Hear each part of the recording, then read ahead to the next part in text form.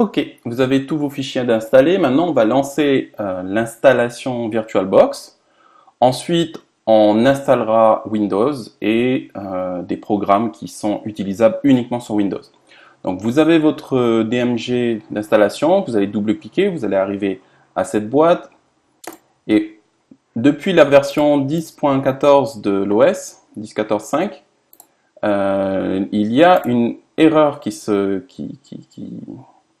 apparaît lors de l'installation. Donc là, vous allez faire continuer, continuer. Il vous dira qu'il y a une erreur kernel. Et en allant sur le forum VirtualBox, ça a été mon cas. Moi, j'avais installé VirtualBox avant la mise à jour de 10.14 de l'OS. Et donc, ce qu'ils vous disent, c'est que au moment de l'installation, vous allez avoir une erreur. Il faudra aller dans les paramètres de votre Mac, les paramètres préférences système, sécurité, confidentialité, générale. Et ici, vous aurez une phrase qui explique est-ce que vous êtes bien à l'origine de l'installation du programme qui nécessite Oracle. Et là, il faudra juste cliquer sur oui pour pouvoir continuer. Si comme moi, vous ne l'avez pas fait à ce moment-là, il y a une manipulation un peu plus technique pour pouvoir le faire et qui est détaillée par les utilisateurs.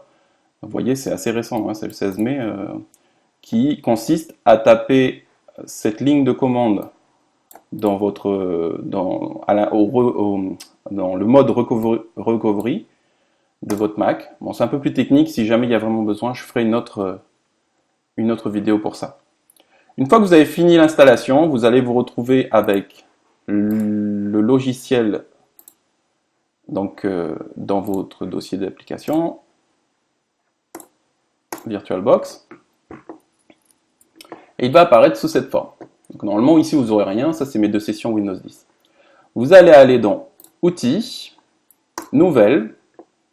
Ici, on va appeler, comme on le souhaite, hein, et on va installer, du coup, Microsoft Windows 10, 64 bits pour moi, pour mon cas. Continuez. Là, il vous dit qu'il y a un minimum de méo. Je vous conseille de le doubler. Là, vous allez créer un disque virtuel maintenant, parce que normalement, vous n'en aurez pas. En VDI. Taille fixe. Je vous conseille taille fixe, mais si vous n'avez pas de place sur votre Mac, vous pouvez faire dynamique alloué. Étant donné que la virtualisation, l'utilisation de Windows 10, là, elle n'est pas faite pour pouvoir faire tourner beaucoup de programmes.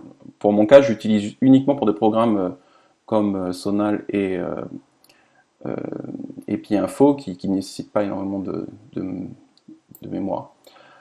Alors, si comme moi vous avez un souci par rapport à la place, vous pouvez vérifier dans Windows. Microsoft nous dit que pour une installation de 32 bits, il faut 16 Go de libre sur votre disque dur et 32 Go pour 64 bits. Une DirectX 9, normalement vous devrez pouvoir faire tourner Windows facilement. Donc on va faire une simulation à 32 Go. Je vais créer, et là il vient de me créer du coup ma session Windows 10. Ce qu'on va faire maintenant, c'est on va le configurer avec l'extension qu'on a téléchargée précédemment. Pour ça, vous allez aller dans VirtualBox, Préférences, Extension, et ici vous allez cliquer le petit pouce vert pour aller chercher l'extension qu'on a dans notre dossier téléchargement et l'ouvrir. Vous allez avoir ensuite cette version-là. Cette extension va nous permettre de faire ce que je vais vous montrer maintenant. Donc là, on est revenu sur la configuration, le dossier partagé. Ça va nous permettre finalement d'indiquer des dossiers dans lesquels on va pouvoir partager des fichiers entre notre session Mac et notre session Windows.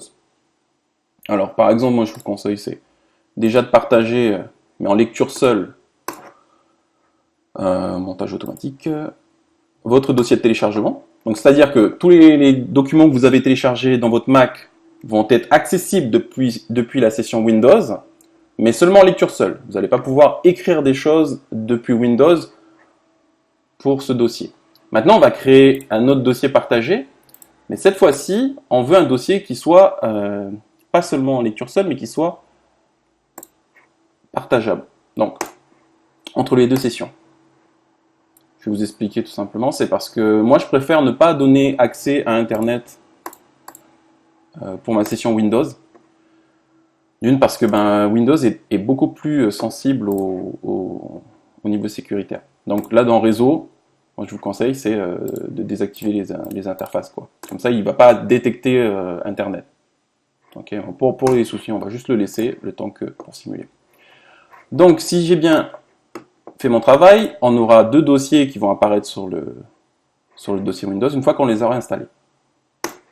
Maintenant, je vais installer Windows à proprement parler. Pour ça, on va devoir lui indiquer sur quel périphérique nous voulons booter. Alors, vous allez dans Système. Normalement, ça sera coché, mais on va juste vérifier. Hein. Donc, il va chercher à démarrer l'ordinateur sur Windows à partir de la disquette, du CD et du disque dur. Okay, peu importe si matériellement vous n'avez pas de CD-ROM. Là, on va aller chercher directement le fichier ISO. Donc pour ça, vous allez cliquer sur le petit lecteur optique, choisir un disque, et ici vous allez chercher le fichier ISO. Normalement, il me semble que vous allez devoir faire ajouter et aller lui indiquer que c'est dans le dossier téléchargement de votre Mac. Là, on vient de lui dire du coup sur quoi il va booter, on fait OK. Et maintenant, vous êtes prêt à démarrer la session d'installation de Windows. Donc vous cliquez sur démarrer.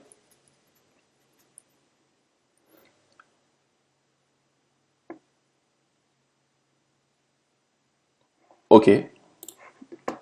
No bootable. Donc, on va voir qu'est-ce qui s'est passé exactement. On va éteindre la machine. Dans configuration, vous voyez ici, stockage, il y en a un qui est vide et il y en a un autre en dessous. Je vais juste supprimer celui qui est vide. Voilà. Et on va relancer l'installation. Alors là, il vous dit que la session Windows. Alors ce qui est intéressant avec VirtualBox, c'est que vous avez accès à votre Mac et avec à une fenêtre, comme si c'était une application, à Windows. C'est pour ça que moi, j'ai trouvé plus intéressant, et en plus c'est gratuit, plus intéressant que de passer par d'autres applications qui sont intégrées dans Mac.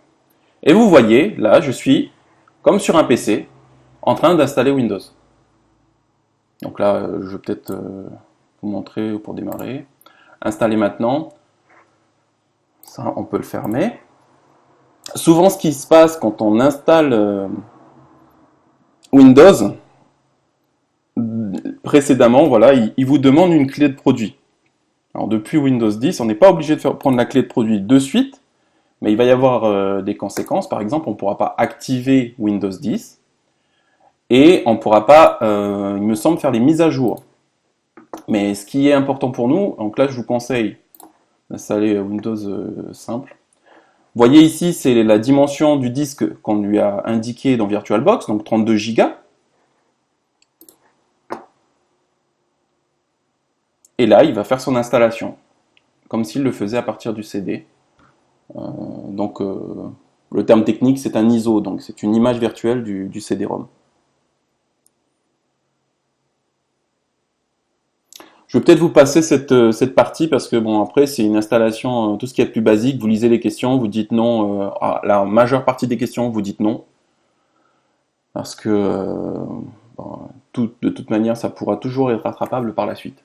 Ok, bon, je reviens pour la troisième partie une fois que mon Windows sera installé.